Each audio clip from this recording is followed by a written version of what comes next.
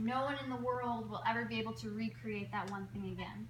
So again, this is more early stuff where I was just really attracted to motion and the idea that photography really is, you can get something that's so original and so unique, and again, early stuff. This I took also pretty early on. I think I had just graduated, and similar to the, I guess, selfies, there was still a big level of experimentation. So this one, I actually was out in my driveway. It was a sunny day, so the blue you see in the background is just sky. I had a clear tank, and I just dropped strawberries in there, and that's honestly what happened. So I guess the point of looking at things like this as well, that you don't have to have gear, and you don't have to have a whole lot of knowledge, but as long as you can you're open to experimenting. There was just, you can totally get a start and learn what you're doing and find kind of your style there. And again, more motion. Also, this was kind of in the phase where I was doing a lot of heavy Photoshop, so I did actually add the stars into the city sky. And again, this was another one just like the strawberries in the tank. This was just out in the parking lot, and I had a piece of black tag board that I folded up, and I just threw some eggs on the ground. And the blue in there is the reflection of the sky, and the light is just straight up sun in a parking lot. So, after I started photographing myself and photographing things, I started focusing on other people, and more specifically people that I knew in situations where I was comfortable. So it was kind of I would say my whole process was kind of, and has been, a really kind of slow, steady building upwards. So I didn't just go, I guess, from 0 to 60 and I'm shooting campaigns or whatever. It was definitely, start shooting myself, things around, people around. Because it's always, it's so much easier to photograph if you're into doing portraits. It's so much easier to photograph people you know rather than strangers, because it will help you build confidence when people are confident in front of you. All right. I don't know if anybody of you recognize this lovely lady. I believe she graduated last year. But so after high school, and everything I just showed you was still kind of in high school range, my next kind of move upwards is I started working for a photo studio about 30 minutes north of Byron. And I had got my senior pictures done there. My mom went to pick them up, was talking to the boss, and just said, "My daughter would love to work here." And so he said, "Have her give me a call." And so I gave him a call, and I got a job. I initially was the Photoshop girl, and I would sit for 8 hours a day at a computer, and I would soften wrinkles and remove blemishes and whiten teeth and do all kinds of manner of Photoshop. So that was definitely the next phase of just first having repetition and building my core skills, and secondly, being employed and having a real job, which also meant that I had a mentor there at work. I had another photographer that was there to teach me 5 days a week and kind of mentor my process. So it was, I look back at it now, and you can look at any kind of first jobs and think I didn't get paid enough, I commuted too far, whatever. But everything I learned there, and just the opportunity to have somebody, and not just one person, but that business kind of guiding me every day, was probably the most important thing that I ever did in my career, was to just have so much repetition. These are more senior portraits. I still think they're probably the easiest thing for me to shoot, just because I was, when I did transition to shooting rather than just Photoshop girl, you could be shooting 4 seniors a day for 5 days a week, and you get really good at knowing exactly what angles people look best in and what poses. So yeah, the seniors are still a lot of fun because they just seem a little less stressful than other things that you would photograph. So after, and kind of while I was shooting seniors, I also started doing more modeling portfolios, which I really enjoyed, and I thought that's what I wanted to do with my career. But and I still do enjoy them. But I guess the thing that I personally didn't like about doing modeling portfolios was that it wasn't very difficult to take a pretty person and make them look pretty. And it honestly wasn't very fulfilling for me. And again, everything I say is just my own personal experience. So I mean, if you really want to be a fashion photographer and that excites you and you're passionate about it, you can totally go for it. But this is just kind of my kind of rambling way of how I got to what I'm doing now. More modeling portfolios. Modeling portfolios. And I still feel, I know I kind of talked earlier how after I focused on self-portraits, I was focusing more on things and places and always a sense of movement and the sense that this is only going to happen once. I still feel like I took those things I was focusing on and I do try to put them in the work I was doing now. For example, here, I mean, her sleeve is kind of blowing in the wind and her hair is blowing in the wind. So even if I have another frame that I took 1 second later of like me photographing her at this exact time, it would still be different because her sleeve wouldn't be fluttering in that exact way.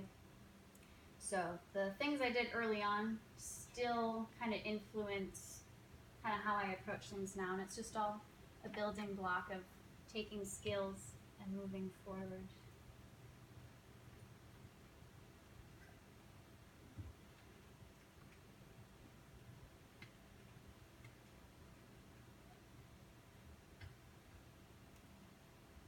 And that is me. I worked at the portrait studio during my summers in college. I can talk more about education later. But I did that for 5 years, and then after I graduated college, I stopped working at the photo studio. I actually became a flight attendant, which really influenced things to come and what I was doing and where I was going. So this is actually a photo of me in my uniform. I believe I was in New York City. I didn't actually wear that hat. That was just the pilots and I. Hey, can I throw your hat on for a photo shoot? So that's kind of what came next, and I started focusing more on travel photography. And I feel like I have 17 million photos of clouds from flying for 2 years, but I still like them. So when I was flying, I flew for 2 years, and I had the opportunity to not only travel when I was working, but on my days off. I mean, here's a pro tip: if you work for the airlines, you can get free flights anywhere. So I really took advantage of that, and I always brought my camera along. So this is cruising through a little hillside village in Italy. And again, that was the same little village. It was actually really creepy because there was like no one in this little village, and you're kind of like walking through and it's very silent, and you look up and there's like this cat just staring at you. Anyway, again, focusing on motion and things that will never happen again in the exact same spot at the exact same time. There are some boats in Japan. And there is Paris. And even though there's not necessarily a whole lot of motion, direct motion going on here, I mean, there's boats going past and there's light. But the lighting itself is there's definitely a sense of motion in that. So I do also photograph a lot in the early morning or later in the evening to get light that is where you have a very slim window. So I don't shoot a lot at midday. So my motion or my aspect that is different here would be more of the lighting. There's Paris again. And I believe I was laying on the ground in a field of tulips in the Netherlands. And a little fishing village in Italy. And this is the Santa Monica Pier in LA. I find that also when I travel, I tend to focus a lot on birds because they seem to be the animal that's everywhere. And again, you get a little bit more motion with that. Also, if you guys want me to like stay longer on any slide or go back, or we can do that at the end if you want to see anything, just let me know. That is Chicago taken from an airplane and a Sydney skyline. And then, a few more spots. This is New York. Okay. So I was doing a lot of travel photos, and I feel like up until this point, everything that I was doing was one thing or the other. Like it's a selfie, or it's a thing, or it's a portrait, or it's a place. And a few years ago, I realized that you have the opportunity to kind of combine a few of these things into one with a sense of motion and a sense of light. So it's kind of just working up again to take everything that I had been enjoying doing and just kind of pulling it into one. So here was a picture of the New York City skyline.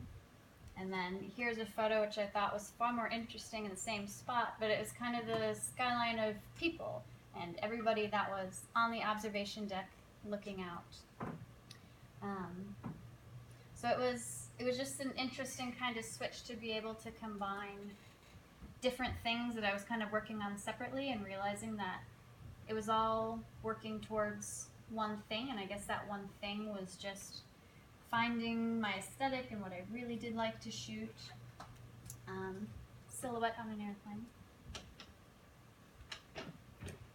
This was a parade in Barcelona, which I had no idea was going on until I was woken up one morning with like all this kind of screaming outside and drums, and I kind of was like, okay, I'll get my camera, and I stepped out and there was a parade going right down the street. So I kind of crouched down in kind of the hubbub of everything. And this is actually one of my favorite shots I've ever gotten before because it's travel, but it's people, and it's movement, and it's colorful, and it's engaging. So I feel like at the point this was taken was probably 4 years ago.